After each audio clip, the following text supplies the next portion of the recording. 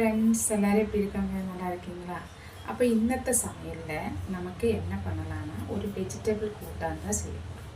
Vegetable கூட்டான் அப்படின்னா பல காய்கள் வச்சு ஒரு வெஜிடபிள் கூட்டான் தான் நம்ம செய்ய போகிறோம். அப்போ என்னோடய சேனலில் புதுசாக பார்க்குறவங்க எல்லோரும் சப்ஸ்கிரைப் பண்ணுங்கள், சப்போர்ட் பண்ணுங்கள். ஓகேங்களா ஃப்ரெண்ட்ஸ்? இப்போ நமக்கு அதுக்கு தேவையான பொருட்கள் வந்து பார்க்கலாம். 150 கிராம் பருப்பு எடுத்திருக்கேன், சாம்பார் பருப்பு. 1/4 கிலோ பூசணிக்காய் எடுத்திருக்கேன்,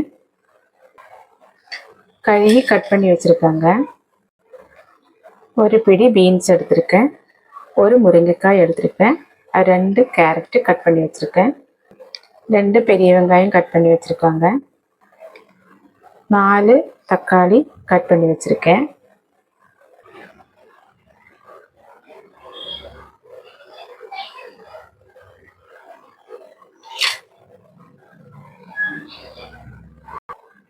நமக்கு இந்த பருப்பு வந்து நல்லா வாஷ் பண்ணிட்டு வந்துடலாம். இப்போ பருப்பு நல்லா வாஷ் பண்ணிட்டு வந்தாச்சு. இதுலேக்கு நமக்கு கட் பண்ணி வச்சிருக்கீங்கன்னா பெரிய வெங்காயத்தை போட்டுக்கலாம், தக்காளியை போட்டுக்கலாம்,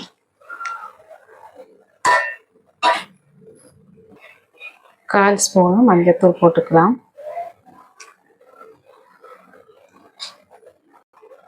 ஒரு ஸ்பூனு மிளகாத்தூள் போட்டுக்கலாம். அவங்கவுங்க எரிவுக்கு தேவையான போட்டால் போதும். 1/2 ஸ்பூனு மல்லித்தூள் போட்டுக்கலாம்,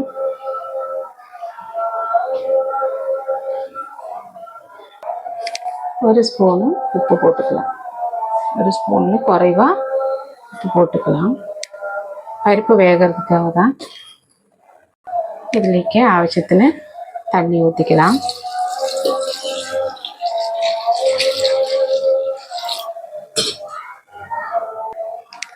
இப்போ நல்லா மிக்ஸ் பண்ணி விட்டுட்டு நம்ம ஸ்டவ்வில் வச்சு வேக வச்சுக்கலாம். குக்கரில் வேக வைக்கல, அது சட்டியிலே தான் வேக வைக்கிறேன். அதனால் ஸ்டவ்வில் போட்டு வேக வச்சுக்கலாம். இப்போ பருப்பு வேகிறதுக்குள்ளே நமக்கு இந்த மாதிரி ஒரு 1/2 மூடி தேங்காய் அரைச்சிட்டு வந்துடலாம். இப்போ நமக்கு பருப்பு வந்து இந்தளவுக்கு பாதி வெந்தாச்சு. இந்த பாதி வேக நமக்கு காய்கறிகளெல்லாம் போட்டுக்கலாம். ஃபஸ்ட்டு நமக்கு இந்த பூசணிக்காவை போட்டுக்கலாம்.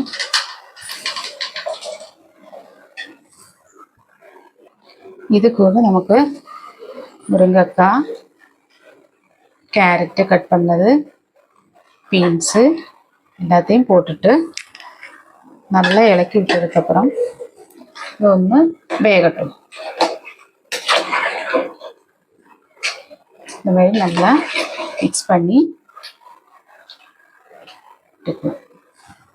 இனி இதை வந்து மூடி வச்சு வேக வச்சு எடுத்துக்கலாம். இந்த மாதிரி மூடி போட்டு மூடி வேக வச்சு எடுத்துக்கலாம். அதுக்குள்ளே நமக்கு தேங்காவை ஃபைன் பேஸ்ட்டாக அரைச்சிட்டு ஃபைன் பேஸ்ட்டாக அரைச்சி எடுத்தாச்சு. இனி ஒரு சின்ன நெல்லிக்காய் சைஸின் அளவுக்கு சின்னதாக கொஞ்சோண்டு புளியை நமக்கு ஊற வச்சுக்கலாம். இப்போ நமக்கு காயெல்லாம் வெந்தாச்சு. நமக்கு புளி கரைச்சி வடிகட்டி வச்சுருக்காங்க. நமக்கு இதுலேயே ஆட் பண்ணலாம். புளி எதுக்கு போடுறேன்னா குழம்பு அவ்வளோ சீக்கிரம் கெட்டு போகாமல் இருக்கிறதுக்கு தான் புளி போடுறாங்க. தக்காளி போட்டிருக்குது, அதனால் கொஞ்சம் புளி ஊற்றிக்கலாம். நல்லா மிக்ஸ் பண்ணி இது ஒன்று தெளிச்சிட்டு நமக்கு அரைச்சி வச்சிருக்குன்னா தேங்காவை ஆட் பண்ணலாம். தெளிச்சாச்சு. நமக்கு உப்பு கொஞ்சம் கூட போட்டுக்கலாம். கொஞ்சம் தான் போட்டிருக்கு, கொஞ்சம் கூட போட்டுக்கலாம்.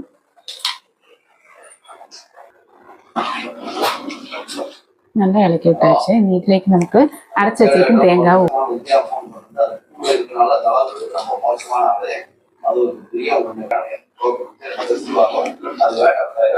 ஊற்றியாச்சு. நமக்கு இந்த மிக்ஸி ஜார் கழுவின தண்ணி கொஞ்சம் கூட ஆட் பண்ணிக்கலாம். இப்போ நமக்கு உப்பெல்லாம் கரெக்டாக இருக்கான்னு செக் பண்ணிட்டு தாளித்து கொட்டிக்கலாம். தாளிப்புக்கு இதே ஒரு பேன் அடுப்பத்து வச்சுக்கலாம். நான் பெரிய பேன் எதுக்கு வச்சிருக்கேன்னா கடுகெல்லாம் வெளியே சிந்தாமல் இருக்கிறதுக்காக தான். பேன் சூடாயிடுச்சு, எண்ணெய் ஊற்றிக்கலாம்.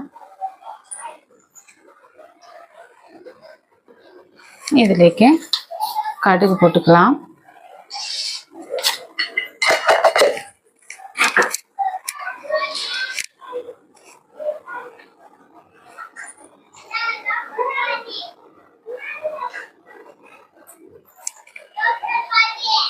கடுகு பொரிஞ்சவுடன் கருவேப்பிலைக்கு முன்னாடி இந்த சின்ன வெங்காயத்தை போட்டுக்கலாம்.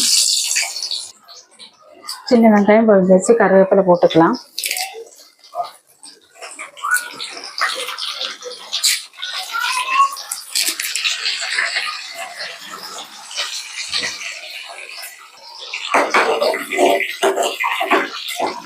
நல்லா கோல்டன் கலர் ஆகட்டும்.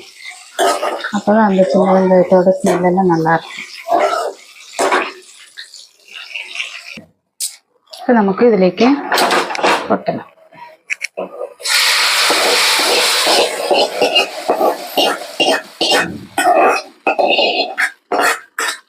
ഇപ്പൊ നമ്മുടെ പച്ചക്കറി കൂട്ടാൻ, വെജിറ്റബിൾ കൂട്ടാൻ റെഡി ആയിരിച്ചു.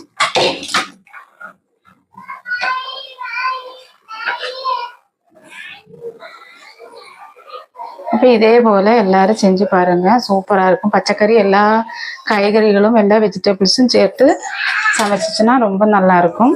இதே போல் நீங்கள் எல்லாரும் செஞ்சு பாருங்கள். அடுத்த வீடியோவில் பார்க்கலாம். Okay, bye friends.